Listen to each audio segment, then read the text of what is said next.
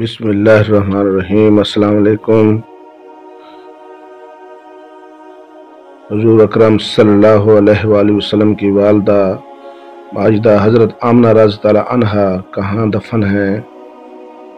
جواب: ابوا، مکہ اور مدینہ کے درمیان۔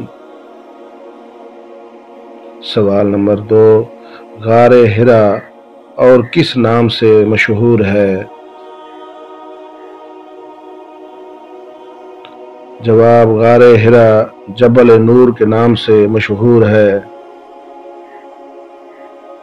سوال نمبر 3، رسول اللہ صلی اللہ علیہ وآلہ وسلم نے کتنا عرصہ دعوت اسلام کی تبلیغ خفیہ طور پر کی؟